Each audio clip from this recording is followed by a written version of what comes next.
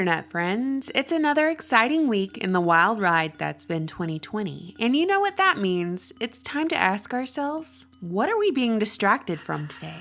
I've got a few guesses of my own, but first I want to discuss this week's catchphrase. Defund the police. Pretty much everyone I ask what this means has no idea, so I thought a little breakdown of sorts was in order since I'm somewhat fluent in the Edward Bernays Tavistock Institute style campaigns we see today, where nothing is as it seems. So let's talk about what it means to defund the popo. On Sunday, June 7th, the majority of the Minneapolis City Council voted to defund and dismantle the city's police department, vowing to rebuild a new model of public safety within their own community. Of course, this vote was a direct response to the incident which occurred on May 25th with the highly propagated police killing of George Floyd. This decision to defund and dismantle the police department has amplified the voices of those who've been calling for this action all along, and this idea is getting a lot of airtime. Because emotions are high, which means it's the perfect time to influence policy and legislation across the United States. And perhaps even worldwide, as protests much in the trend of the Arab Spring are still ongoing throughout the world. I'm watching the response to this call to action, and something very interesting is happening, with a selection of far-left socialist Democrats and some libertarians finding something they can all agree on: defunding the police. After all, without the police, who's going to arrest those stay-at-home mommies for disobeying social distancing orders and taking their children to the playground? It's a pretty good point, right? Well, I've taken a look at the propaganda posters and the official details, and here's what I can ascertain from the Defund the Police movement. This movement states that police are not allies. They're ineffective and costly. Police have a lot of jobs that the movement states they're not qualified for, like mental health related calls. The focus on the war on drugs has too much emphasis from local law enforcement. The prison system is an industrial complex, and for-profit prisons are a problem. So if you're not Jeffrey Dahmer or whoever, there should be a new concerted effort to reform people so they can contribute to society, instead of rotting away in a cell. All of the aforementioned stated issues widen the gap of inequality in society, and inequality partnered with the costly militarization of police is why this movement wants to defund the police. I think a lot of people can get on board with a bunch of these talking points. You had me at war on drugs, but if you actually listen to the talking heads espousing this call to action, what they're really promoting is something entirely different from defunding the popo. My home is broken into. Who do I call? Yes, I hear that loud and clear from a lot of my neighbors. And I know, and myself too, and I know that comes from a place of privilege. That comes from a place of privilege. That comes from a place of privilege. What they're essentially pushing for is reallocating tax dollars away from police funding and into community programs that they believe will address safety issues, like bulking up the budget for public school education, healthcare, and social worker response teams in lieu of police responding to mental health-related calls. So the soft rollout of Phase 1 defund the police is reducing their responsibilities and their funding. Oh, and the same people who are shouting to defund the police are also calling for gun control laws.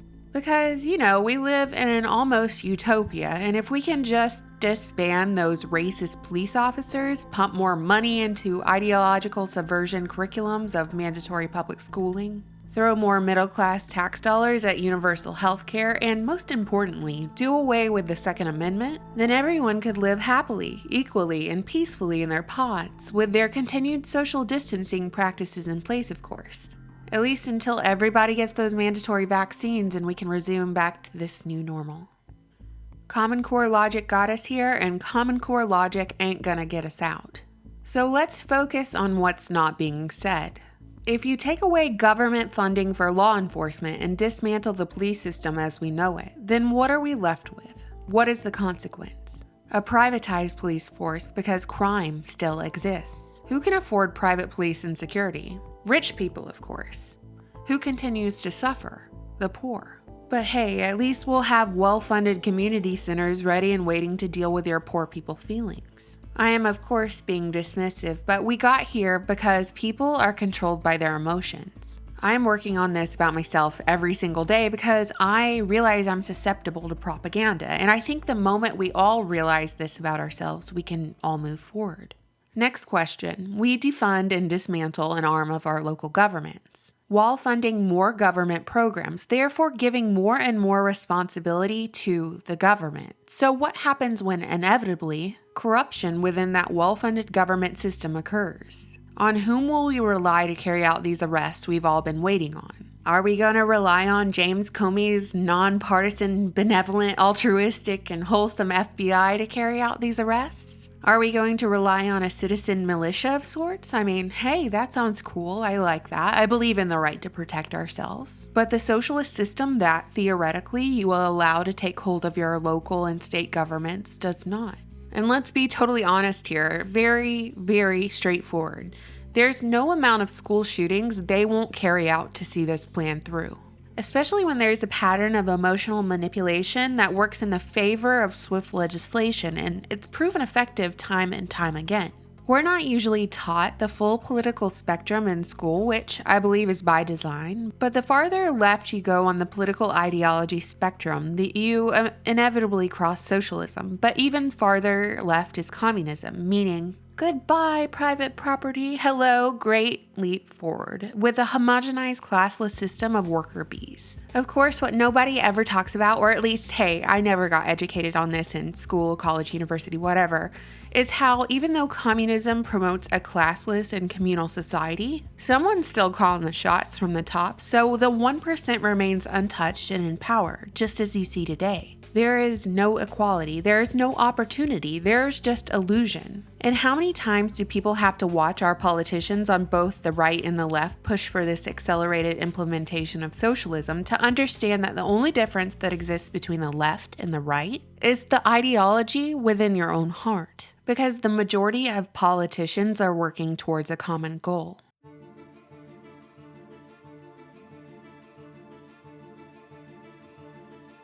In a previous video, I showed you how George Floyd, a case dealing with police brutality and the emotional response to this brutality, was being used for the technocratic regime to grab more authoritarian control, as they announced in a Minneapolis press conference that authorities had begun analyzing the data of the arrested rioters, tracking who they are associated with, what platforms they're using, and what organizations they're connected to.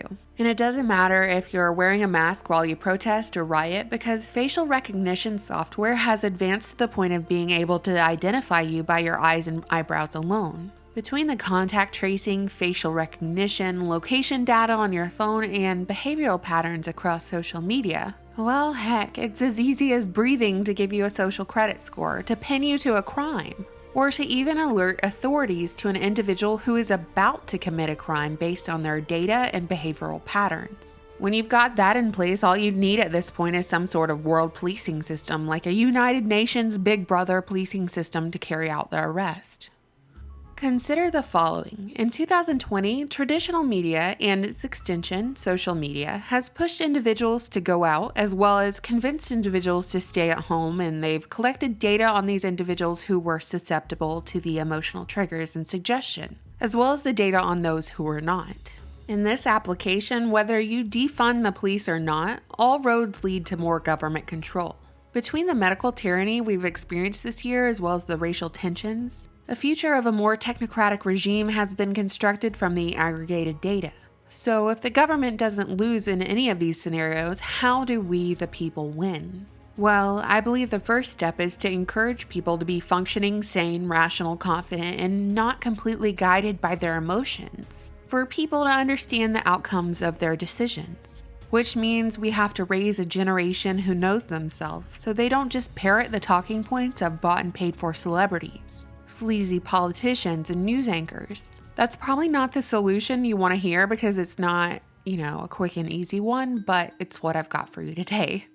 So let's go back to the first question I asked you at the beginning of this video. What are we being distracted from today? Where is Dr. Fauci? Has anybody seen him? Did you know that the National Institutes of Health will not release their documents on the Wuhan Biolab, which they funded with US taxpayer grants because of pending investigations? We established in one of my previous videos that the NIH was sending US taxpayer dollars to the Wuhan Biolab, which was experimenting with corona. So, if the documents are released, will this confirm that the wet market bat meat story was all a CIA cover-up of lies based on nothing? And furthermore, will that confirm that the corona was the biggest scam of the century? Also, on a somewhat related note, did you know that the NIH has its own police force? Also, final note here, the US Department of Justice has requested an interview with Prince Andrew as part of its criminal investigation into the alleged sex trafficking ring once operated by Jeffrey Epstein. Essentially, they're ordering Prince Andrew to be turned over to the DOJ for questioning. I'm curious to see how that'll play out. Of course, what I just mentioned could be another distraction, and this is just our life now. We're just knee deep in layers upon layers of distraction. I don't know. What do you think, internet friends? I always look forward to reading your comments. Thank you so much for watching, subscribing, and supporting my channel on Patreon. Bye.